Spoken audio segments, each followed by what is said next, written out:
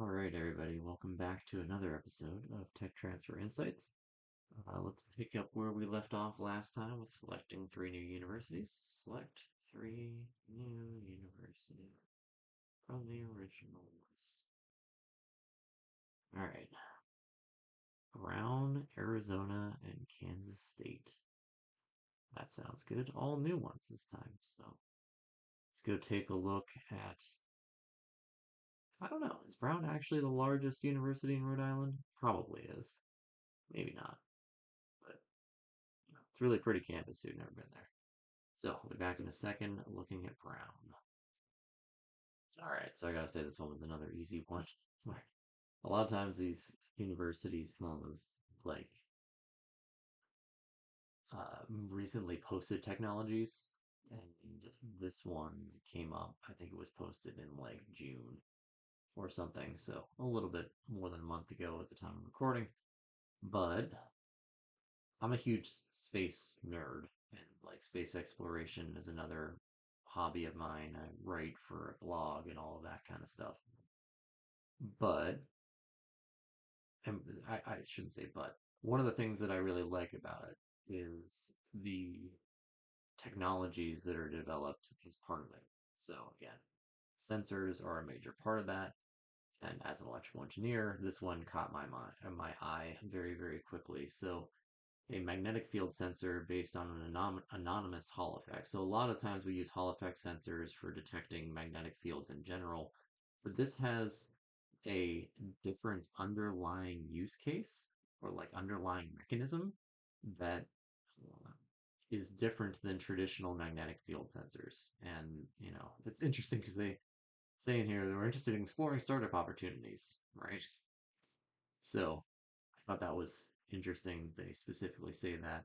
Uh, but it's suited for security scanning, scanning microscope, non-invasive detection of subsurface things.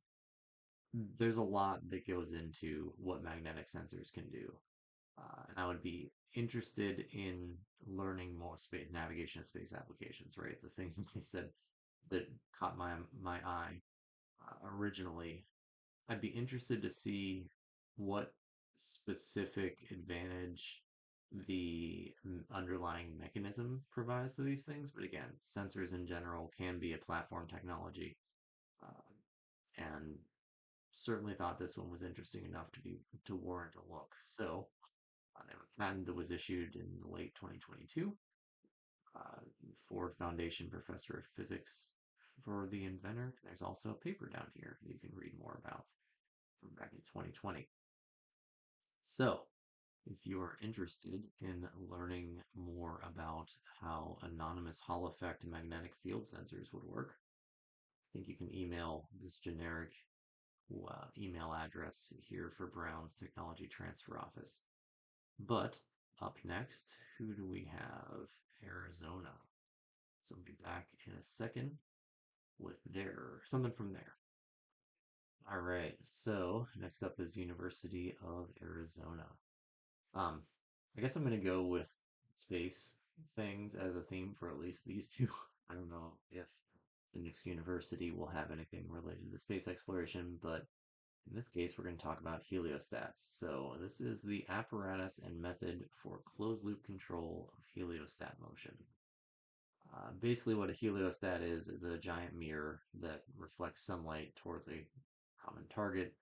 In most cases, it's used in solar thermal power generation systems. So basically, you have a field of these heliostat mirrors surrounding a tower, and they all collectively reflect sunlight to the tower, which heats up water inside the tower, which is used to drive a turbine and create essentially renewable electricity, not through photovoltaics. Um, Relatively common or growing uh, industry for power generation. Um,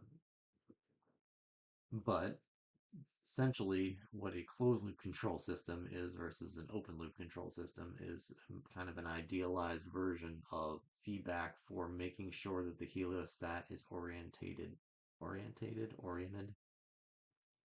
in the correct direction to make sure that it is applying the maximum amount of solar energy to the tower that it's trying to provide that energy to. In open loop systems, they normally don't have a feedback loop that allows it to correct itself. It just kind of positions it no matter where the sun is. Whereas with this, it seems it has sensors that allows for a closed loop control technology or technique. In control theory, that is much, much, much better. There's no measurements or objective data associated with this one, at least in this description, but assumedly it would dramatically increase, a closed loop system would dramatically increase the amount of power generated by a heliostat in these sorts of renewable energy systems. Um, Highly accurate, the increased efficiency, it's cost effective. I can't imagine it'd be terribly expensive to implement because it just seems like they're using some cameras and sensors to align them better. But, it's another play in both the renewable energy industry, but also in the their space industry, because heliostats are also used in space exploration. So, if you're interested in learning more about this one, contact Mr. Jonathan Larson as one of the licensing representatives. But I wanted a bonus here because I thought this was interesting and easily patentable, although it doesn't actually have a patent listed here anywhere. But here's one that I thought was really interesting, just because it shows you the breadth of technologies you'll get to look at here. So this is a word game, which I guess is kind of like Wordle, but spelled Wordle, which is basically like a cell phone game that teaches people about quantum mechanics. I don't know. Is this something that's patented? I doubt it. Is it something that's interesting? Sure. I thought that was a really interesting. Oh, sorry, a really interesting underlying technology that, again, is it patentable? Is it defendable? Maybe not. But it shows the breadth of, like, this is literally, I think, the one right after the heliostat control system. So it shows the breadth of potential ideas that come out of these places. If you're interested in collaborating with any of these guys to see how you could implement a word game based on teaching people about quantum mechanics, you know, that's a thing you can also do. So, all right, next up, we have Kansas State. So I'll be back in a second with that. All right, so this one was interesting. Kansas State's website seemingly hasn't been updated in about 5 years, and they had an interesting set of default links that were just like some web developer kind of put in placeholders and never actually populated them. But they also use Autumn, which is the Association of University Technology Managers. It's basically the uh, professional organization for people who manage technologies at universities. And they apparently have, I didn't know they have a marketplace, but I guess it makes sense that they do. Though this is the only university that I've ever seen use it. So, for whatever that's worth, they had not many technologies available, and I normally don't do uh, biological based things, but I thought this was interesting because it goes with the zeitgeist of uh, I'll say swine flu, which I think is technically different than swine fever, but it sounds like um, a researcher at Kansas State developed a vaccine for African swine fever, which vaccines in themselves are obviously one of the most useful medical discoveries that humanity has literally ever made. Uh, so I think in this case, it's probably veterinary, although they don't explicitly say that because, swine fever would imply that it is affecting pigs. So In this case, it also has a diagnostic flow device for differentiating a diva, differentiating infected from vaccinated animals. Oh, okay. So you can't really tell when somebody has been, or when one of the animals has been vaccinated or not. That's interesting. Um, no. At least with the FDA process, the vaccine for pigs is a lot easier than vaccines for humans.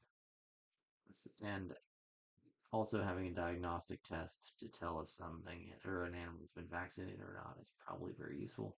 What I don't know is how big of a problem African swine fever actually is. I'm assuming that, there's some issue there, whether it's in Africa or in other places. I know China had a huge thing where they ended up having to slaughter like millions of pigs a couple of years ago. So, uh, there's obviously potentially a market for this, but unclear without diving deeper into it how big of a market that would actually be. Uh, but I think that's also it for the week. So if you guys wouldn't mind leaving a like and subscribe, I'd very much appreciate it. Also, I'll put the links to all the technologies that we talked about today down in the description, including the bonus one of the quantum word game. And if you have any feedback on any of the technologies or ideas of how to implement them or ideas of technologies you want me to take a look at, or and especially ways that I could do better in terms of making these videos, I'd very much appreciate it. Uh, but that is it for this week. I will see you all next week with a set of new ideas from some of the world's greatest research universities. Thanks, everybody.